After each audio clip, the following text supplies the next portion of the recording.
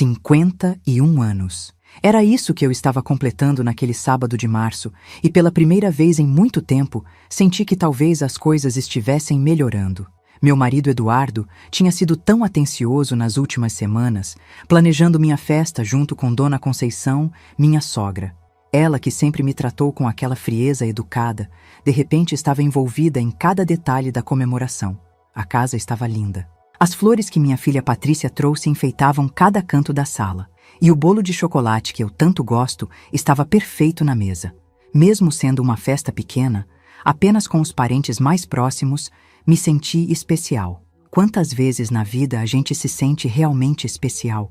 Eduardo circulava pela sala com aquele sorriso que eu conhecia há 23 anos, servindo os convidados, contando piadas. Dona Conceição estava mais falante que o normal, perguntando sobre receitas e elogiando meu vestido azul marinho que comprei especialmente para a ocasião. Eu deveria ter percebido que algo estava estranho. Quando sua sogra de repente se torna simpática demais, alguma coisa não está certa. Patrícia chegou um pouco atrasada, como sempre. Minha filha de 28 anos nunca conseguiu ser pontual para nada. Mas quando ela entrou pela porta, notei algo diferente no seu rosto. Uma tensão que tentava esconder atrás do sorriso forçado. Ela me cumprimentou, me deu os parabéns, conversou com todo mundo normalmente, mas eu, que sou mãe dela desde que nasceu, sabia que tinha alguma coisa errada. Mas antes de continuarmos com essa história, eu peço gentilmente que você se inscreva no canal, curta o vídeo e me diga de qual cidade você está me ouvindo. Me encantaria saber aonde está chegando as nossas histórias. Durante toda a festa, Patrícia ficou me observando de um jeito estranho.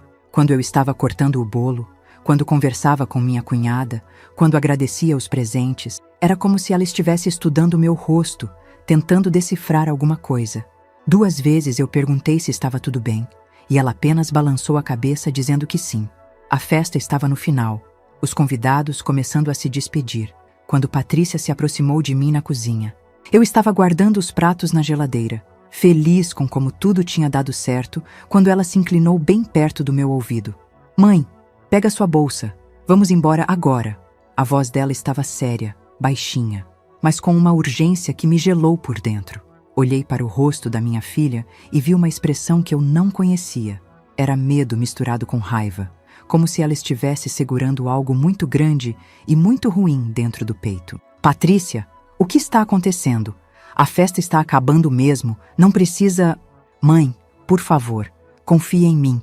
Pega sua bolsa e vem comigo agora." Eduardo apareceu na porta da cozinha nesse momento, ainda com aquele sorriso no rosto, perguntando se precisávamos de ajuda. Patrícia rapidamente mudou o tom de voz, forçou um sorriso e disse que estava tudo bem, que só estava conversando comigo sobre uma coisa do trabalho dela. Eu fiquei confusa, mas algo na expressão da minha filha me fez obedecer.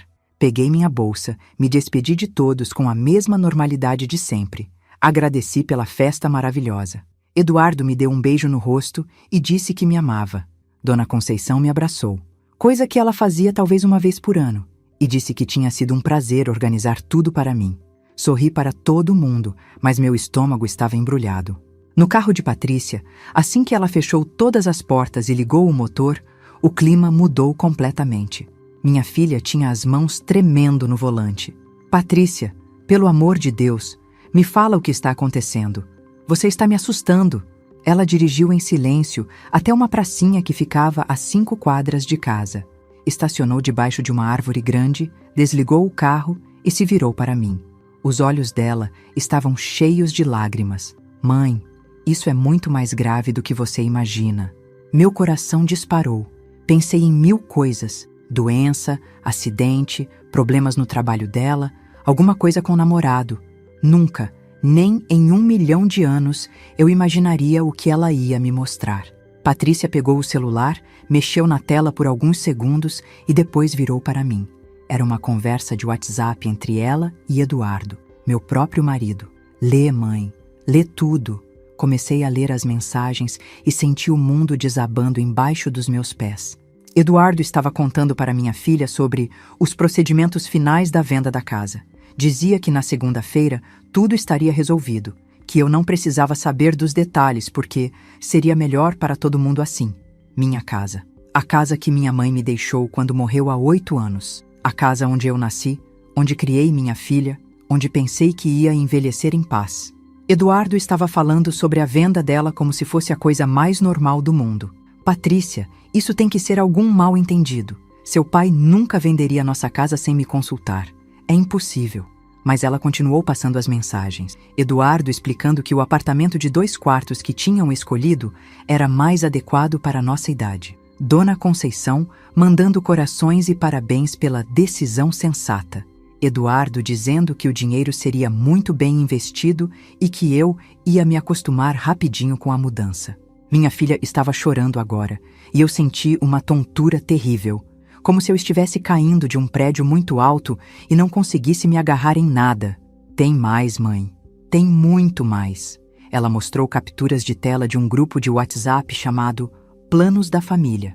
Eduardo, Dona Conceição e mais 2 pessoas que eu não conhecia.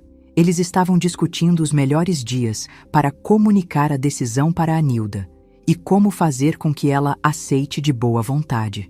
Uma das mensagens de Dona Conceição dizia: ela sempre foi muito acomodada, não vai dar trabalho. E se der, a gente resolve. Resolver como? O que eles estavam planejando fazer comigo se eu não aceitasse? Sentei ali no banco do carro da minha filha, olhando para aquelas palavras na tela do celular, e senti como se tivesse vivido 51 anos da vida de outra pessoa. Como se tudo que eu conhecia sobre minha família, meu casamento, minha vida, fosse uma mentira gigantesca. A festa de aniversário não tinha sido uma homenagem, tinha sido uma despedida. Eles estavam se despedindo da casa da minha mãe, da minha herança, da minha vida como eu conhecia. E eu, como uma idiota, estava lá cortando o bolo e agradecendo pela atenção. Mãe, eles vão comunicar para você na segunda-feira que a casa já foi vendida e que vocês vão se mudar na sexta-feira. Tudo já está decidido. Papai disse que é melhor assim, que você não ia conseguir lidar com as responsabilidades de uma casa grande. As responsabilidades da minha própria casa. A casa que eu limpava, cuidava, onde pagava as contas há 23 anos. Olhei para minha filha e perguntei com a voz mais calma que consegui: Patrícia, me conta uma coisa. Tem alguma coisa mais que eu preciso saber? Ela abaixou os olhos e sussurrou: Tem, mãe. Tem uma coisa muito pior. Mas primeiro eu preciso que você me prometa que vai manter a calma. A coisa pior que Patrícia tinha para me contar era sobre onde o dinheiro da venda da minha casa ia parar. Não era para nenhum investimento seguro, como Eduardo estava dizendo para todo mundo. Não era para nossa aposentadoria tranquila, como ele tinha me prometido tantas vezes. O dinheiro ia direto para a conta da Dona Conceição, para ela administrar melhor nossos recursos. Minha sogra, de 72 anos, ia ficar responsável pela herança da minha mãe. Ela convenceu papai de que você não tem cabeça para dinheiro, mãe.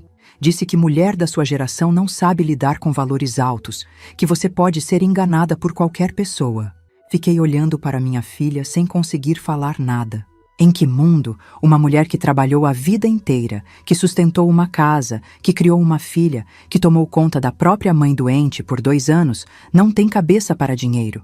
Mas quando Patrícia começou a me contar os detalhes de como tudo isso tinha sido planejado, as peças começaram a se encaixar na minha cabeça e eu me senti a pessoa mais burra do mundo.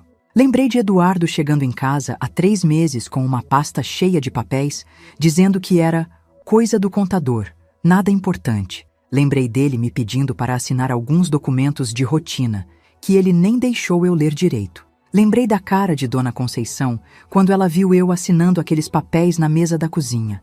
Era satisfação, era vitória. Eu assinei minha própria sentença de morte e nem percebi. Mãe, tem mais coisa. A casa que eles compraram para vocês morarem não é alugada. É da vovó Conceição. Ela comprou com o dinheiro que papai já adiantou da venda. Então, eu nem ia ser dona de onde morava. Ia ser hóspede na casa da minha sogra, dependente da boa vontade dela para ter um teto sobre a cabeça. Aos 51 anos de idade, sentada ali no carro, comecei a lembrar de outros sinais que eu tinha ignorado. As conversas que paravam quando eu entrava na sala. Às vezes que Eduardo saía para resolver uns problemas e voltava falando que tinha estado com Dona Conceição. Os finais de semana que eles passavam juntos, cuidando de papelada, enquanto eu ficava em casa fazendo almoço para todo mundo. Há 6 meses, quando Eduardo sugeriu que a gente fizesse um planejamento financeiro melhor, eu até fiquei contente. Achei que finalmente ele estava pensando no nosso futuro de um jeito sério. Ele disse que Dona Conceição conhecia um contador muito bom, um cara que entendia do mercado, que podia nos ajudar a organizar nossa vida. Eu confiei. Como uma idiota, eu confiei. Patrícia, como você descobriu tudo isso? Vovó Conceição mandou mensagem para mim por engano. Era para ser para papai. Ela estava contando que o contador confirmou que os documentos estavam todos certos, que na segunda-feira eles podiam comunicar a decisão para você. Minha filha me mostrou a mensagem. Dona Conceição escrevendo: Eduardo, meu filho, agora é só esperar segunda-feira.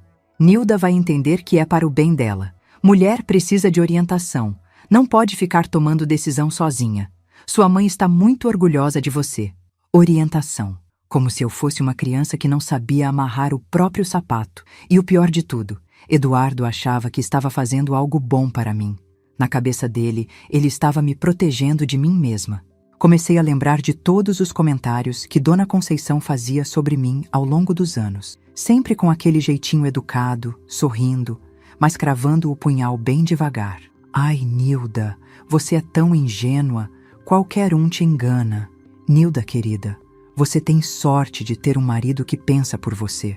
Eduardo, você precisa orientar mais a Nilda. Ela não tem malícia para a vida.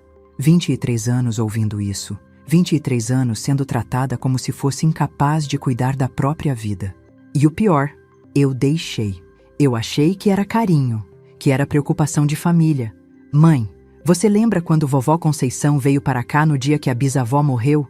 Claro que eu lembrava. Foi há 8 anos. Minha mãe tinha acabado de falecer, eu estava destruída de tristeza.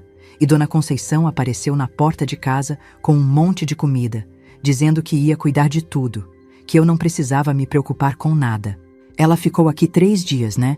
Cuidando de você, organizando o velório, falando com o pessoal do cartório. Sim, ela foi muito gentil. Eu não estava conseguindo pensar direito. Estava muito abalada. Mãe, ela não estava sendo gentil. Ela estava se informando sobre a herança, sobre o valor da casa, sobre os documentos, sobre como transferir tudo para o seu nome. Papai me contou isso uma vez, quando estava bêbado. Disse que a mãe dele sempre foi esperta para essas coisas. Senti meu estômago revirar. Enquanto eu chorava minha mãe, Dona Conceição estava calculando quanto valia minha tristeza. Ela sempre soube que um dia ia dar um jeito de pôr as mãos na casa da bisavó, e ela conseguiu. Eduardo chegou em casa naquela noite como se nada tivesse acontecido. Me deu um beijo no rosto, perguntou como tinha sido o resto da tarde, se eu tinha gostado da festa. Eu estava deitada na nossa cama, fingindo que estava tudo normal, mas observando cada gesto dele. Como eu nunca tinha percebido, como eu vivi 23 anos casada com esse homem e nunca vi quem ele realmente era. Ele contou que Dona Conceição tinha ligado, dizendo que a festa tinha sido linda, que ela estava muito feliz por ter participado. Falou que na segunda-feira ia ter algumas reuniões importantes relacionadas ao nosso futuro, mas que era para eu não me preocupar com nada. Eduardo, que tipo de reuniões? Ah, umas coisas chatas de documento, de conta bancária. Coisa de homem, você sabe como é. Coisa de homem. Como se eu fosse uma criança que não podia entender assuntos sérios. Ele tomou banho, escovou os dentes, deitou na cama e ainda me disse que me amava antes de apagar a luz. Falou que estava com muito sono porque tinha sido um dia longo, mas que tinha valido a pena ver eu tão feliz na minha festa. Fiquei ali, no escuro, ouvindo Eduardo roncar do meu lado, pensando em como a gente pode dividir a cama com uma pessoa por mais de 20 anos e não conhecer nada sobre ela. Na manhã de domingo, acordei com Eduardo já levantado, fazendo café na cozinha. Ele estava de bom humor, assobiando uma música, fazendo planos para o dia. Sugeriu que a gente fosse almoçar fora, talvez dar uma volta no shopping, aproveitar que era meu fim de semana de aniversário. Eu disse que estava com dor de cabeça, que preferia ficar em casa. Ele ficou um pouquinho insistente, mas depois aceitou numa boa. Disse que ia aproveitar para dar uma passadinha na casa da mãe dele, ver como ela estava, talvez ajudar com alguma coisa que ela precisasse. Pode ir tranquilo, eu vou ficar aqui descansando mesmo. Depois que ele saiu, comecei a procurar pelos papéis que ele tinha me feito assinar. Vasculhei o escritório dele, Mexi nas gavetas, procurei no armário do quarto. Não encontrei nada. Eduardo tinha escondido tudo muito bem. Mas encontrei outras coisas. Encontrei um caderninho onde ele anotava gastos, e ali tinha várias anotações sobre reuniões com contador, taxas de transferência, documentação para C de Conceição, óbvio. Encontrei também um envelope com recibos de um escritório de advocacia. Eduardo estava pagando um advogado há 4 meses. Para quê? A gente nunca precisou de advogado para nada. E encontrei uma coisa que me deixou com as pernas bambas. Uma lista, escrita de próprio punho pela dona Conceição, com os móveis da minha casa que ela queria aproveitar no apartamento novo. Minha mesa de jantar, o armário do meu quarto, a estante da sala que foi da minha avó. Ela já tinha escolhido quais pedaços da minha vida ela ia levar junto. Patrícia me ligou no meio da tarde, perguntando como eu estava. Contei para ela sobre os papéis que encontrei, sobre as anotações de Eduardo, sobre a lista de Dona Conceição. Mãe, a gente precisa conversar pessoalmente de novo. Hoje à noite. Tem uma coisa que eu descobri sobre o apartamento que eles compraram para vocês. O que mais tem, Patrícia? O que mais eles fizeram? Eu não posso falar pelo telefone, mãe. Mas é sobre onde fica esse apartamento e sobre quantos quartos ele realmente tem. Mãe, eu peço gentilmente que você se inscreva no canal, curta o vídeo e me diga de qual cidade você está me ouvindo. Dessa forma, você me motiva a continuar contando mais relatos para você. Patrícia chegou na minha casa às 8 horas da noite de domingo. Eduardo ainda estava na casa de Dona Conceição, então tivemos tempo para conversar sem pressa. Minha filha entrou pela porta com uma expressão ainda mais séria que no dia anterior. Mãe, senta aqui comigo. O que eu vou te contar vai ser difícil de ouvir. Sentamos no sofá da sala, o mesmo sofá onde eu passava as tardes assistindo novela, onde Eduardo e eu conversávamos sobre o dia, onde achava que nossa família era normal e feliz. Como as coisas podem mudar de significado em questão de horas. O apartamento que eles compraram para vocês fica em Guarulhos, mãe.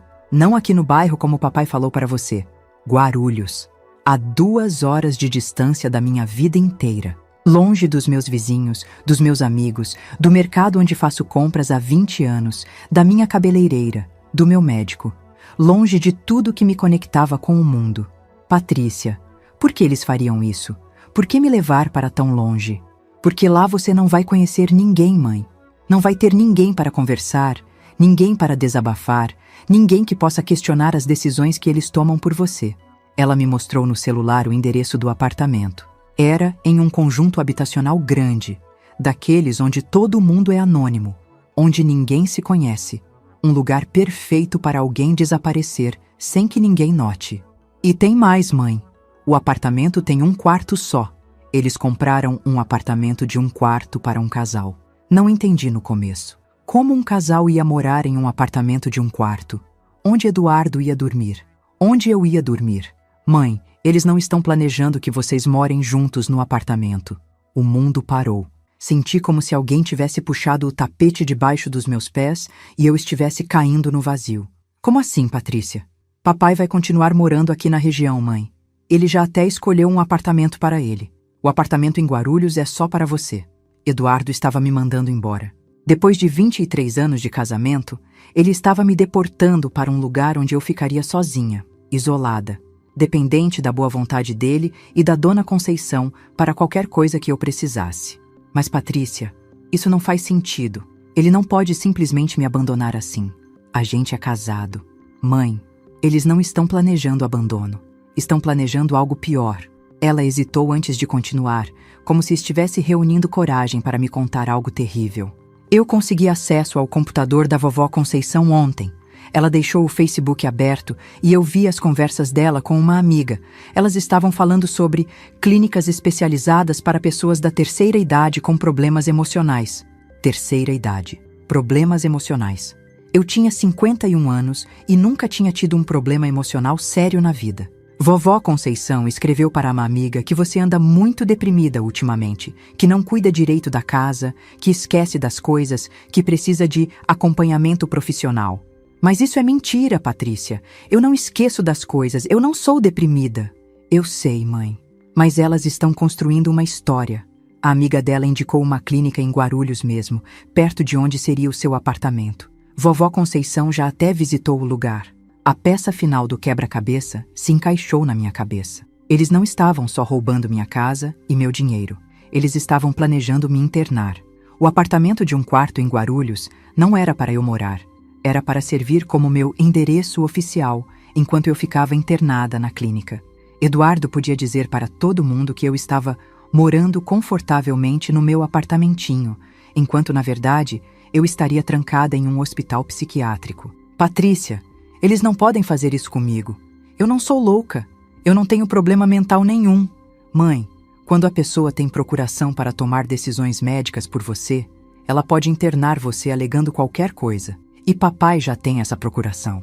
Lembrei do papel que Eduardo me fez assinar mês passado, dizendo que era para facilitar caso algum dia você precise de atendimento médico quando eu não estiver junto. Na época, achei até carinhoso da parte dele se preocupar com essas coisas. Eles vão dizer que você está com depressão severa, que não consegue mais cuidar de si mesma, que precisa de tratamento especializado.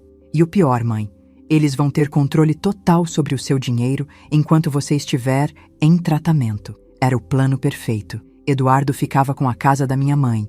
Dona Conceição ficava com o controle do dinheiro. E eu desaparecia da vida de todo mundo sem deixar rastro. Oficialmente, eu estaria sendo bem cuidada em uma clínica especializada. Na prática, eu seria uma prisioneira. Mãe, tem uma coisa que eu ainda não te contei.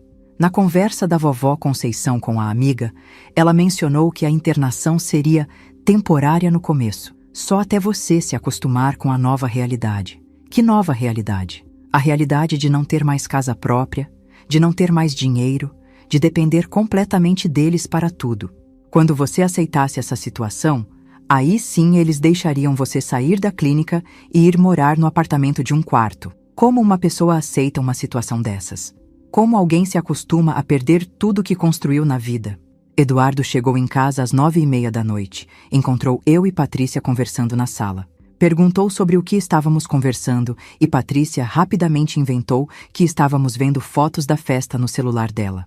Nossa, que bom que vocês estão curtindo as lembranças da festa. Foi mesmo um dia muito especial. Ele sentou no sofá comigo, pôs o braço em volta dos meus ombros, perguntou como tinha sido meu domingo. Respondi que tinha sido tranquilo, que tinha descansado, que estava me sentindo bem. Ótimo, amor. Porque a partir de amanhã nós vamos ter uma semana bem corrida. Várias reuniões importantes, alguns papéis para assinar, umas decisões para tomar. Mas tudo vai dar certo. Patrícia se despediu e foi embora, não sem antes me dar um abraço apertado e sussurrar no meu ouvido. Mãe, não assine mais nada sem ler direito. E qualquer coisa estranha, você me liga na hora. Depois que minha filha saiu, Eduardo ficou especialmente carinhoso comigo. Fez chá de camomila, disse que eu parecia cansada, sugeriu que a gente fosse dormir cedo porque segunda-feira seria um dia importante. Eduardo, que tipo de reuniões nós vamos ter amanhã? Ah, é sobre nossa reorganização financeira, lembra? Vamos conversar com o contador, com o advogado, vamos resolver as pendências da nossa nova fase de vida. Nova fase de vida. Como se fosse algo que nós tínhamos decidido juntos. Eu posso participar das reuniões? Eu gostaria de entender melhor o que está sendo decidido. Eduardo hesitou por um segundo antes de responder. Claro que pode, amor. Mas você sabe como são essas reuniões chatas, né? Muito número, muito termo técnico. Talvez seja melhor eu resolver a parte burocrática e depois te explicar tudo direitinho em casa. A parte burocrática da minha própria vida.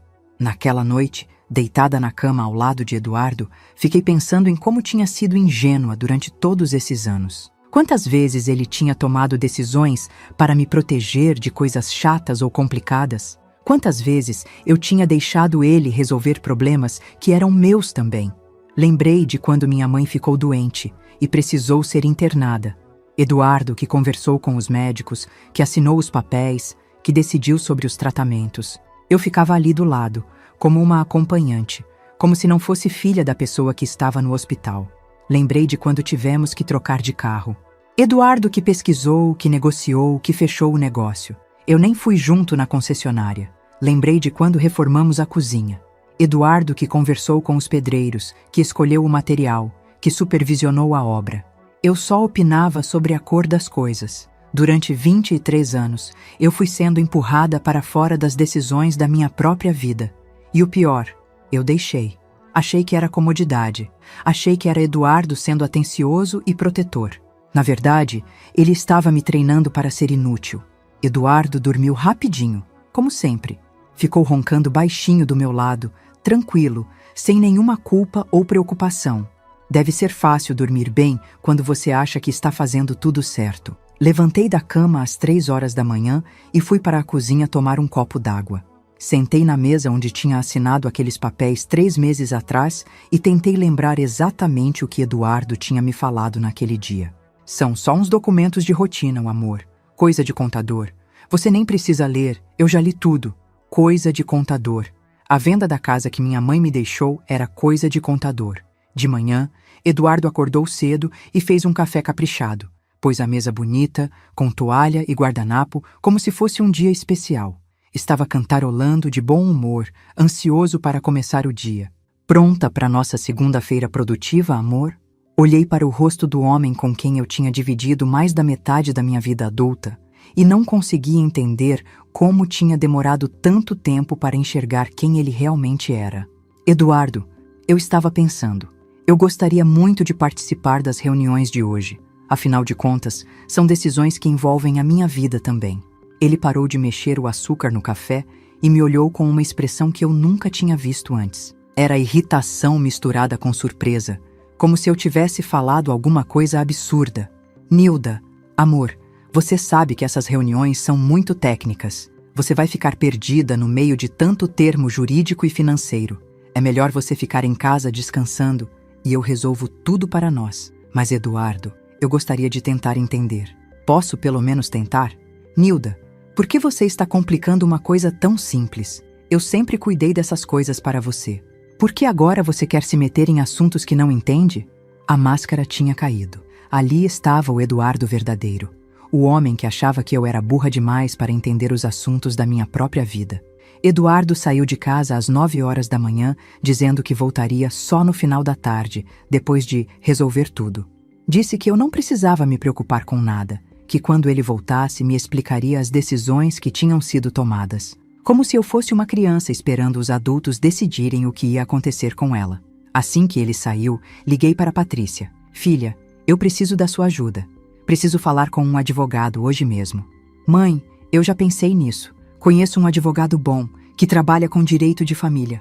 Posso ligar para ele agora e ver se consegue nos atender hoje. 1 hora depois, estávamos na sala do Dr. Marcelo Ribeiro, um homem de uns 45 anos, cabelos grisalhos, que nos recebeu com uma paciência que eu não esperava. Patrícia tinha contado para ele por telefone um resumo da situação, então ele já sabia que era algo urgente. Dona Nilda, a senhora trouxe algum documento? Alguma coisa que possa me ajudar a entender melhor o que está acontecendo? Mostrei para ele as fotos que Patrícia tinha tirado das conversas de WhatsApp, contei sobre os papéis que Eduardo me fez assinar, sobre a procuração médica, sobre os planos da internação. Dr. Marcelo foi fazendo anotações enquanto eu falava e percebi que ele estava ficando sério. Dona Nilda, o que o marido da senhora fez é crime.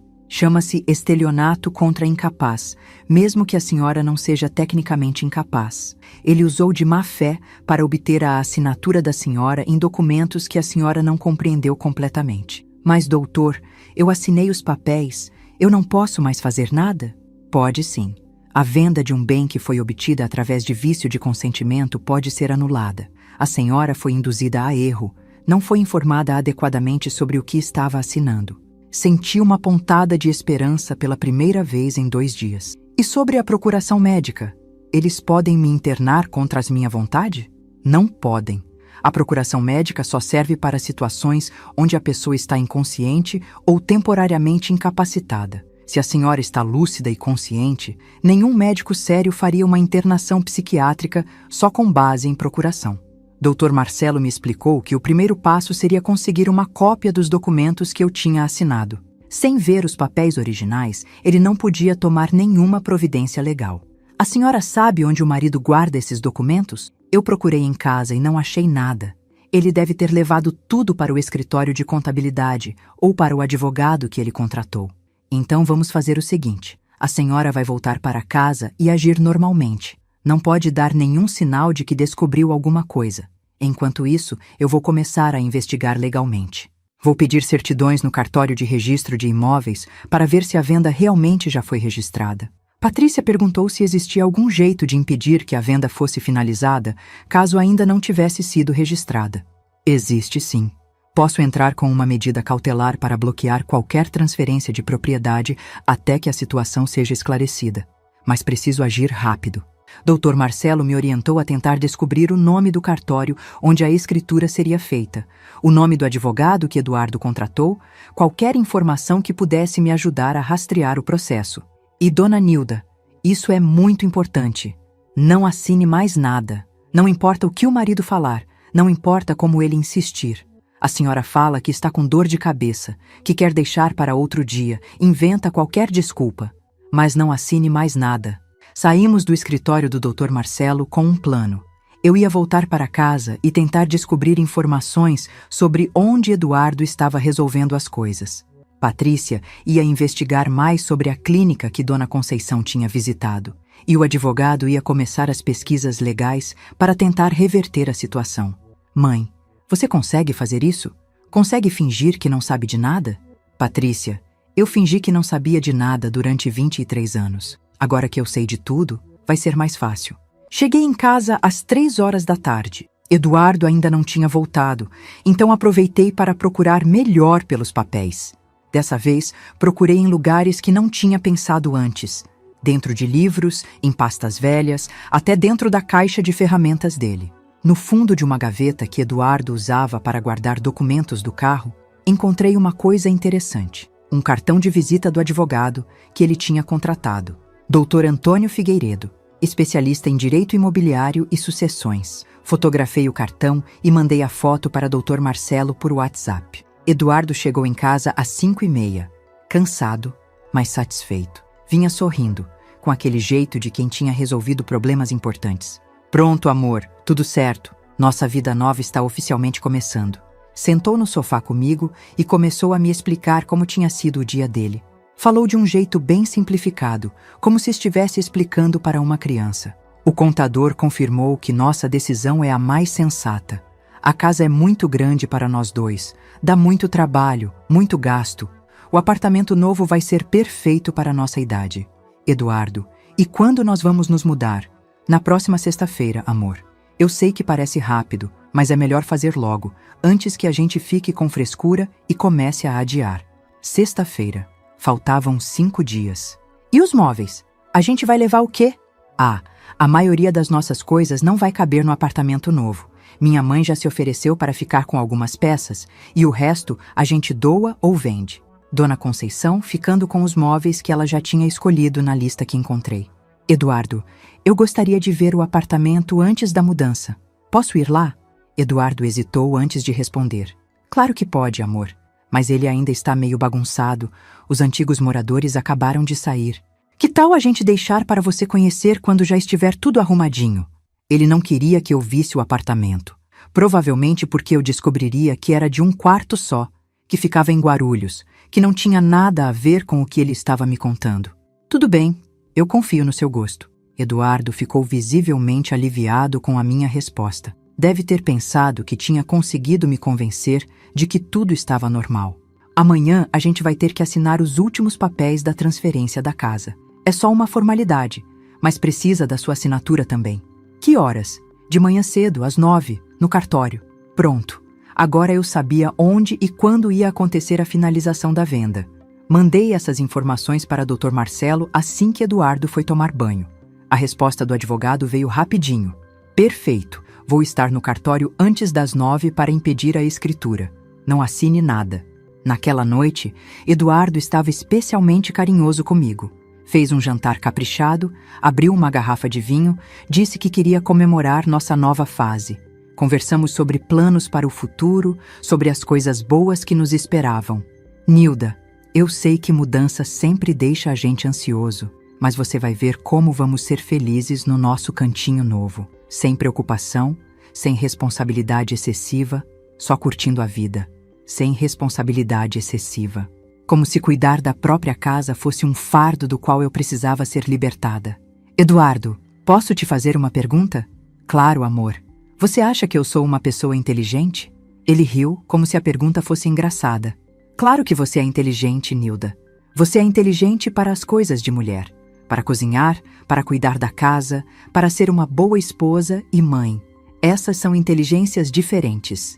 Inteligências diferentes. Como se existissem tipos de inteligência para homens e tipos de inteligência para mulheres. E para as coisas de dinheiro, de documento, de decisões importantes, você acha que eu tenho capacidade para entender essas coisas? Eduardo ficou sério. Nilda, por que você está fazendo essas perguntas? Claro que você tem capacidade, mas por que se preocupar com isso se eu posso cuidar dessas coisas para você? É como se eu ficasse perguntando se sei fazer comida quando você já cozinha tão bem. A comparação perfeita.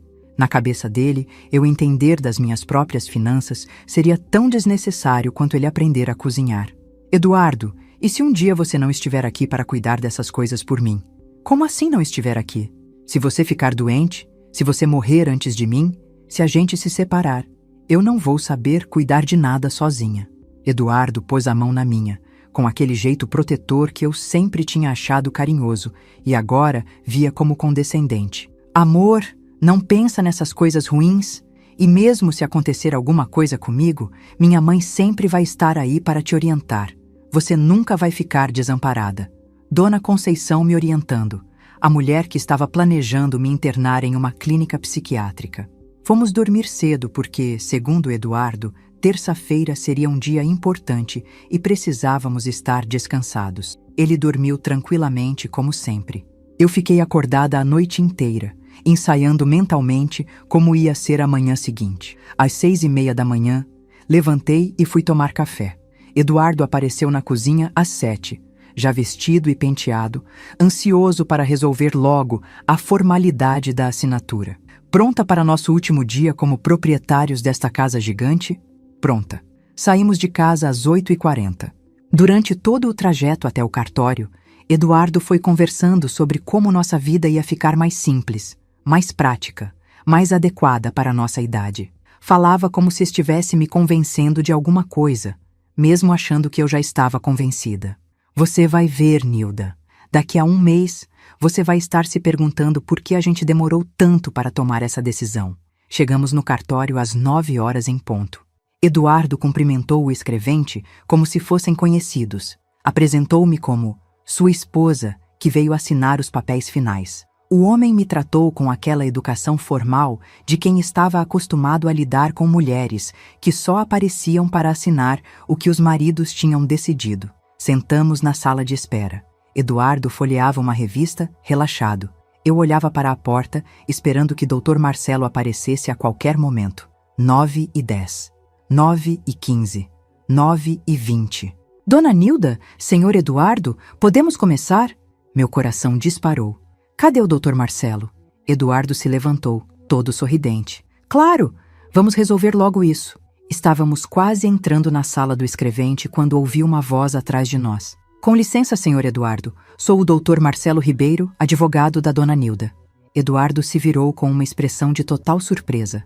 Não estava esperando que eu tivesse um advogado, muito menos que ele aparecesse ali no cartório. Advogado? Nilda, do que se trata isso? Dr. Marcelo se apresentou educadamente e explicou que tinha sido contratado para acompanhar a escritura e esclarecer algumas dúvidas sobre os documentos. Eduardo tentou manter a compostura, mas percebi que ele estava nervoso. Que tipo de dúvidas, doutor? Questões técnicas sobre vício de consentimento e transferência de patrimônio familiar. Nada demais, apenas uma verificação de rotina. O escrevente, que tinha ouvido a conversa, disse que precisava consultar o tabelião antes de prosseguir com a escritura, já que havia representação legal envolvida. Eduardo ficou ainda mais nervoso. Mas isso é só uma formalidade simples, não precisa de advogado. Senhor Eduardo, disse Dr. Marcelo com um sorriso educado, qualquer cidadão tem direito à representação legal em atos dessa natureza, especialmente quando se trata de transferência de bem de herança. Eduardo olhou para mim com uma expressão que nunca tinha visto antes. Era raiva contida, como se eu tivesse traído algum acordo secreto entre nós. Nilda, você não me disse que tinha contratado um advogado.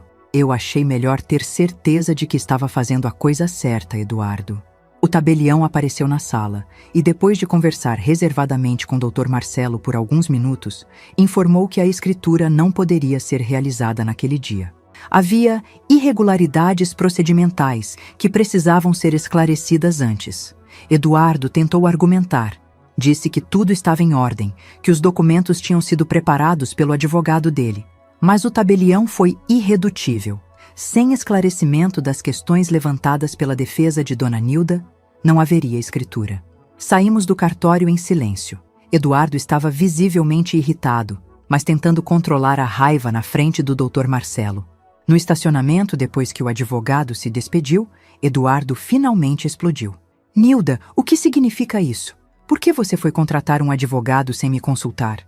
Eduardo, eu só queria entender melhor o que estava acontecendo. É a casa da minha mãe, eu tinha direito de saber dos detalhes. Que detalhes? Eu te expliquei tudo. A gente decidiu vender para comprar algo menor e mais adequado. A gente decidiu? Quando foi que eu participei dessa decisão?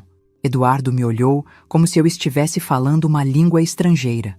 Nilda, você assinou todos os papéis. Você concordou com tudo. Eu assinei papéis que você disse que eram coisa de contador. Você nunca me explicou que estava vendendo a casa da minha mãe. Mas é óbvio que era sobre a venda da casa. Para que mais seria? Eduardo, você me fez assinar documentos sem me explicar direito o que era. Isso não está certo. Durante todo o caminho de volta para casa, Eduardo ficou repetindo que eu estava complicando uma coisa simples, que estava sendo influenciada por pessoas de fora que não entendiam nossa situação. Disse que o advogado provavelmente só queria ganhar dinheiro em cima da nossa confusão. Nilda, você está desconfiando de mim? Depois de 23 anos de casamento? Eduardo, eu só quero entender o que está acontecendo com a minha vida. Chegamos em casa e Eduardo foi direto ligar para a Dona Conceição. Ouvi ele contando sobre o problema no cartório, sobre meu advogado, sobre como eu estava agindo de forma estranha. Não, mãe, eu não sei o que deu nela. Ela nunca foi de questionar essas coisas. Depois da ligação, Eduardo veio conversar comigo na cozinha. Seu tom tinha mudado. Agora estava tentando ser carinhoso de novo. Amor, minha mãe quer que a gente vá lá conversar com ela hoje à tarde. Ela está preocupada com toda essa confusão. Eduardo, não é confusão. Eu só quero participar das decisões sobre a minha própria vida. Mas você está participando? O que você acha que a gente tem feito todos esses meses? Todos esses meses. Eduardo achava que eu tinha participado porque tinha assinado papéis que ele colocou na minha frente. Às 4 horas da tarde, fomos para a casa de Dona Conceição. Ela nos recebeu com aquele sorriso falso que eu conhecia bem, mas desta vez conseguia ver a frieza por trás dele. Nilda, querida, senta aqui comigo. Vamos conversar. Dona Conceição começou com o discurso de sempre, que eu era muito boa, muito ingênua, muito confiante nas pessoas. Disse que advogados eram pessoas perigosas que se aproveitavam de mulheres sensíveis para criar problemas onde não existiam. Nilda, você sempre foi uma pessoa simples, sem malícia. É por isso que nós te protegemos tanto. Dona Conceição, eu não preciso de proteção, eu preciso de informação. Ela trocou um olhar com Eduardo. Nilda, você está bem? Está se sentindo bem emocionalmente? Porque essa desconfiança súbita não é normal em você. Ali estava, a primeira sugestão de que eu estava com problemas emocionais. Eu estou bem, Dona Conceição. Só quero entender por que vocês venderam minha casa sem me explicar direito. Nilda, não fomos nós que vendemos. Foi você quem decidiu vender. Você assinou todos os papéis. Eu assinei papéis que vocês disseram que era coisa rotineira. Eduardo interveio. Nilda, você está distorcendo os fatos. Você sabia exatamente o que estava assinando. Eduardo, você me disse que era documentação de contador. Documentação de contador para a venda da casa? Onde mais seria? Eles estavam tentando me convencer de que eu tinha entendido tudo desde o começo, que eu estava criando uma versão falsa dos acontecimentos na minha cabeça. Nilda, disse Dona Conceição com voz suave, você tem certeza de que está lembrando direito das coisas? Às vezes, quando a gente fica estressada, a memória pode pregar peças. Minha memória está ótima. Mas você tem andado muito esquecida ultimamente. Eduardo me contou que você tem se perdido na própria casa, que esquece onde põe as coisas. Isso era mentira. Eu nunca me perdi na minha casa. Nunca tive problemas com memória. Isso não é verdade, Dona Conceição. Nilda, amor, disse Eduardo. Você esqueceu o aniversário da minha irmã mês passado. Esqueceu de ir no médico que tinha marcado. Lembra que eu tive que te lembrar várias vezes? Eduardo estava inventando coisas. Eu nunca esqueci o aniversário da cunhada dele, porque nunca celebramos o aniversário da cunhada dele. E eu não tinha médico marcado mês passado. Eduardo, isso não aconteceu. Aconteceu sim, Nilda. Você está esquecendo que esqueceu. Dona Conceição balançou a cabeça com ar de preocupação. Nilda, querida, você não acha que seria bom conversar com um profissional? Alguém que pudesse te ajudar com essa confusão mental? Eu não tenho confusão mental nenhuma.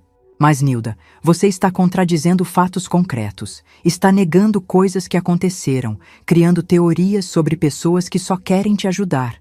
Eduardo se aproximou de mim e segurou minhas mãos. Amor, talvez minha mãe tenha razão. Talvez você precise de uma ajuda profissional para organizar as ideias. Que tipo de ajuda profissional?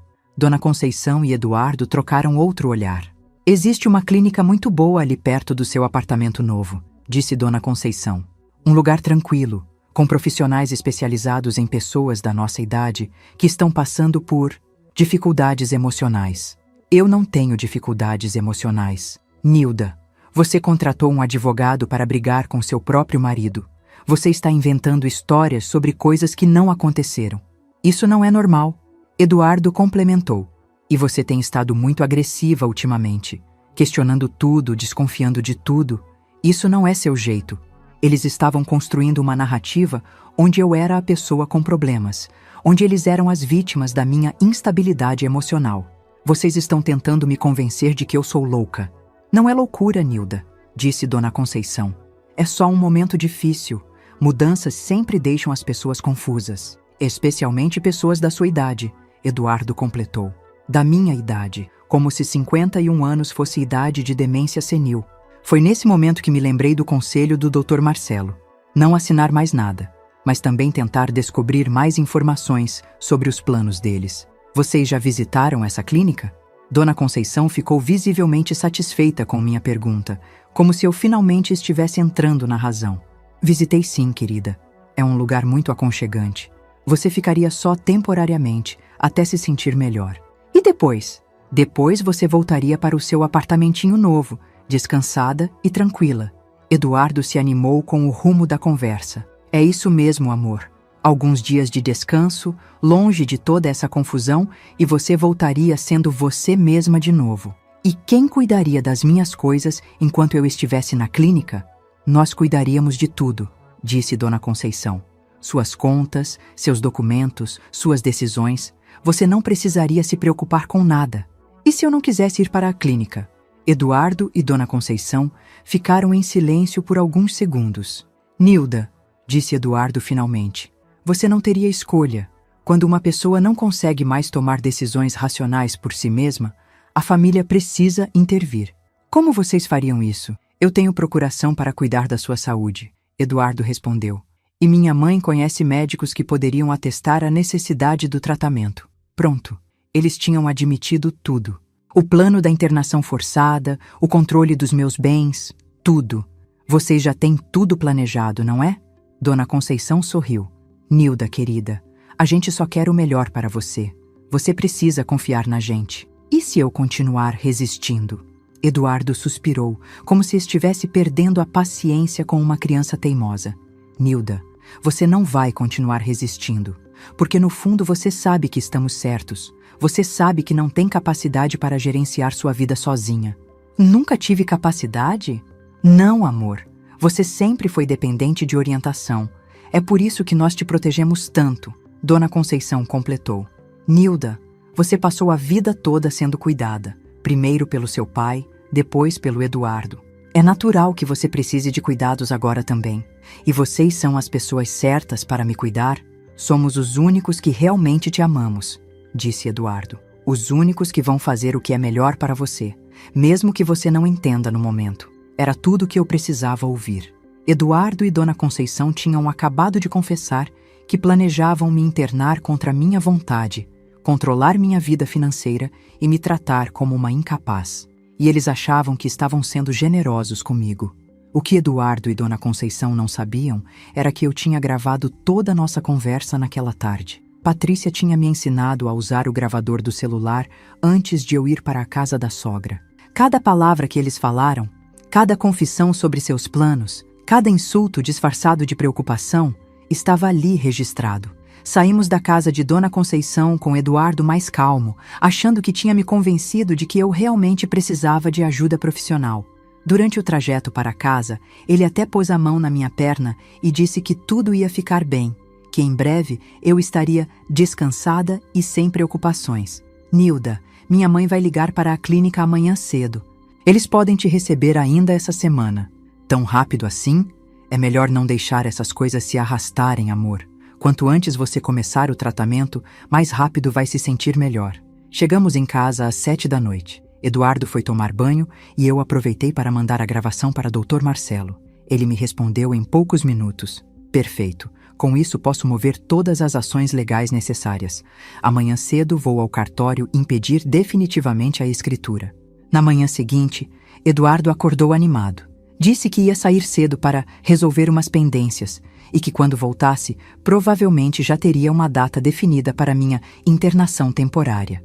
Eduardo, e se eu não quiser ir para a clínica? Amor, a gente já conversou sobre isso ontem. Você não tem escolha. É para o seu próprio bem. Assim que ele saiu, liguei para a Patrícia e pedi para ela vir para casa. Contei sobre a gravação, sobre as confissões que tinha conseguido, sobre como o Dr. Marcelo ia agir. Mãe, você foi incrível. Conseguiu exatamente o que a gente precisava. Patrícia, eu só quero que isso acabe logo. Quero que eles saiam da minha vida.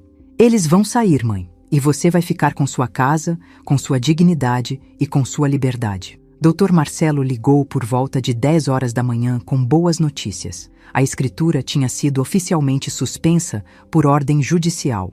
A venda da casa estava cancelada e qualquer tentativa de transferir a propriedade seria considerada crime. Dona Nilda, a senhora pode ficar tranquila. Sua casa continua sendo sua. E com a gravação que a senhora me enviou, posso processar seu marido por tentativa de estelionato e ameaça à liberdade individual. Dr. Marcelo, eu quero que ele saia de casa. É possível? É possível sim. Vou entrar com uma medida protetiva de urgência. Em 48 horas, seu marido terá que deixar o imóvel. Eduardo voltou para casa na hora do almoço com um sorriso satisfeito no rosto. Disse que tinha conseguido uma vaga para mim na clínica para sexta-feira. Tudo resolvido, amor. Sexta de manhã você vai conhecer o lugar. E se gostar, pode ficar alguns dias para descansar. Eduardo, tenho uma coisa para te contar. O que, amor? A venda da casa foi cancelada. Por ordem judicial. O sorriso sumiu do rosto dele instantaneamente. Como assim cancelada? Isso é impossível. Não é impossível, Eduardo. Vício de consentimento. Eu fui induzida a assinar documentos que não compreendi completamente. Eduardo ficou vermelho de raiva. Nilda, você não pode fazer isso. Você está estragando tudo. Estou estragando o quê, Eduardo? Seus planos de me roubar e me internar? Eu não ia te roubar. Eu ia cuidar do seu dinheiro. Cuidar como? Deixando tudo na conta da sua mãe? Eduardo percebeu que eu sabia de tudo. A máscara de marido preocupado caiu de vez. Nilda, você não sabe cuidar de dinheiro. Você ia ser enganada por qualquer pessoa. Como você me enganou? Eu não te enganei. Eu te protegi. Me protegeu me fazendo assinar papéis sem saber o que eram? Me protegeu planejando me internar contra minha vontade? Eduardo ficou em silêncio. Sabia que tinha sido descoberto. Eduardo, eu gravei toda a nossa conversa de ontem na casa da sua mãe. Ele ficou pálido. Você gravou? Gravei tudo. Você confessando que ia me internar mesmo se eu não quisesse. Sua mãe falando sobre controlar minha vida. Vocês dois me chamando de incapaz. Eduardo sentou pesado numa cadeira da cozinha. Nilda, você não entende. A gente só queria te proteger. Me proteger de quê? De você mesma.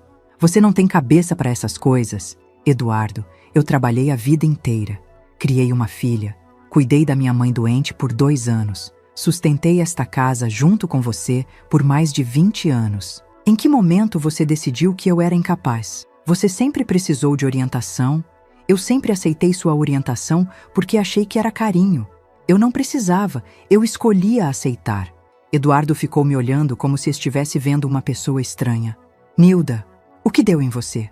O que deu em mim foi descobrir quem você realmente é. 2 horas depois, o oficial de justiça apareceu na nossa porta com a medida protetiva. Eduardo tinha 48 horas para deixar a casa e não podia mais se aproximar de mim. Isso não pode estar acontecendo, ele repetia lendo o documento. Isso não pode estar acontecendo. Está acontecendo, Eduardo. E sabe o que mais? Eu vou pedir divórcio. Nilda, você enlouqueceu completamente depois de 23 anos de casamento. Depois de 23 anos descobrindo que casei com um homem que acha que eu sou burra e incapaz. Eduardo tentou apelar para o emocional. Nilda, eu te amo. Tudo que eu fiz foi por amor. Amor não tenta internar a pessoa contra a vontade dela, Eduardo. Amor não rouba herança. Amor não mente. Eu nunca menti para você. Você mentiu sobre tudo. Sobre os documentos que me fez assinar, sobre o apartamento em Guarulhos, sobre a clínica, sobre achar que eu era capaz de entender minha própria vida. Dona Conceição apareceu na minha casa 1 hora depois que Eduardo ligou para ela, desesperada. Veio com aquele ar de autoridade de sempre, achando que ia resolver a rebeldia da nora. Nilda, que história é essa de você estar processando meu filho? Dona Conceição, seu filho tentou me roubar e me internar. Isso é crime. Roubar? Nós íamos cuidar do seu dinheiro. Cuidar sem me consultar. Cuidar me tratando como incapaz. Você é incapaz. Você sempre foi. Por isso que precisa de supervisão. Supervisão da senhora? A senhora que estava planejando me trancar numa clínica psiquiátrica? Dona Conceição ficou nervosa. Não era para te trancar. Era para te tratar. Me tratar do quê? De querer entender o que acontece com minha própria vida? Nilda, você está sendo influenciada por pessoas mal intencionadas. Que pessoas? Minha filha? Meu advogado? Sim, eles estão enchendo sua cabeça com bobagens. Bobagens como querer manter minha casa e minha liberdade. Dona Conceição sentou no meu sofá como se fosse dona da casa. Nilda, você não sabe o que está fazendo. Você vai se arrepender disso tudo. Do que eu vou me arrepender? De descobrir que meu marido acha que eu sou burra? De descobrir que minha sogra quer controlar minha vida? Nós queremos te proteger. Vocês querem me controlar. É diferente. Eduardo fez as malas na quinta-feira à noite. Enquanto ele guardava as roupas, ficou tentando me convencer de que eu estava cometendo o maior erro da minha vida. Nilda, você vai ficar sozinha. Aos 51 anos, sozinha nesta casa grande. Eu prefiro ficar sozinha do que acompanhada de quem não me respeita. Eu sempre te respeitei. Respeito não é isso, Eduardo. Respeito é me incluir nas decisões da minha vida. Respeito é confiar na minha capacidade de entender as coisas. Mas você nunca quis entender essas coisas? Eu nunca quis? Ou você nunca deixou? Eduardo parou de fazer a mala e me olhou. Sempre que eu tentava te explicar alguma coisa, você dizia que era muito complicado, que eu que cuidasse. Eduardo, existe diferença entre cuide disso para mim e cuide disso por mim. Você sempre entendeu como se eu fosse incapaz de aprender. E não é? Não. Eu escolhia delegar porque confiava em você. Mas eu sempre podia retirar essa delegação e assumir as coisas eu mesma. Eduardo terminou de fazer a mala em silêncio. Antes de sair, parou na porta do quarto e disse: Nilda, você vai se arrepender. Vai ver como é difícil cuidar de tudo sozinha. Eduardo, pode ser difícil. Mas pelo menos vai ser minha dificuldade, não a sua interpretação da minha incapacidade. Ele saiu de casa na sexta-feira de manhã. Não disse tchau, não me desejou boa sorte, não pediu desculpa. Saiu como se eu fosse uma ingrata que não sabia reconhecer quando estava sendo protegida. Patrícia veio me fazer companhia no primeiro fim de semana sozinha. Estava preocupada que eu me sentisse triste ou arrependida. Mãe, como você está se sentindo? Estou me sentindo livre, Patrícia. Livre como? Livre para pensar, livre para decidir, livre para errar se for o caso. Passamos o sábado organizando a casa do meu jeito. Mudamos os móveis de lugar, jogamos fora um monte de coisas que Eduardo insistia em guardar, abrimos as cortinas que ele preferia fechadas. Mãe, você vai ficar bem? Vou ficar bem. Pela primeira vez em muito tempo, vou ficar realmente bem. No domingo, fizemos uma coisa que eu não fazia há anos. Sentamos na varanda da frente e conversamos com as vizinhas que passavam na rua.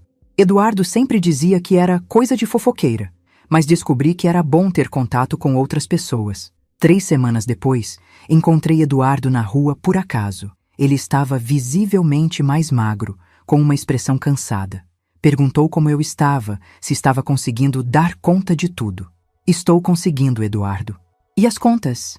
Os documentos? A manutenção da casa? Estou aprendendo a cuidar de tudo isso. Não é fácil, né? Não é fácil, mas também não é impossível. Eduardo ficou me olhando por um tempo. Nilda, você mudou. Mudei como? Você está diferente, mas firme. Eu sempre fui firme, Eduardo. Você que nunca deixou eu mostrar isso. Talvez eu tenha errado algumas coisas. Você errou muitas coisas, mas o principal erro foi achar que eu era menos capaz do que realmente sou.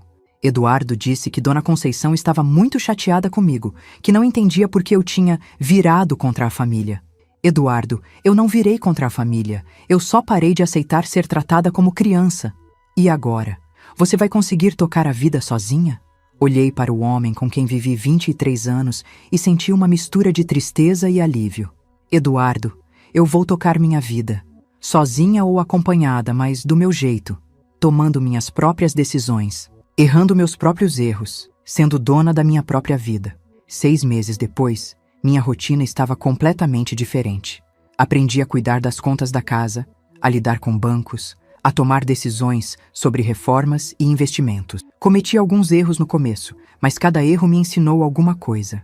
Patrícia passou a me visitar com mais frequência. Nossa relação melhorou muito depois que ela viu que eu era capaz de me defender e de tomar minhas próprias decisões. Mãe, eu me sinto mal por não ter percebido antes como papai e vovó te tratavam.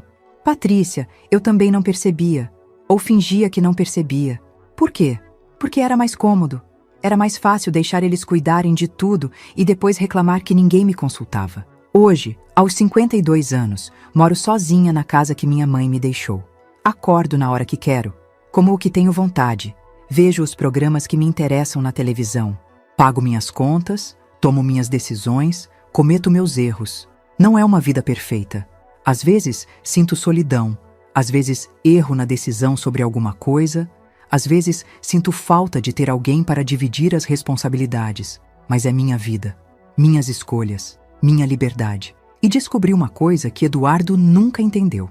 A melhor proteção que alguém pode ter não é ser poupada das dificuldades da vida.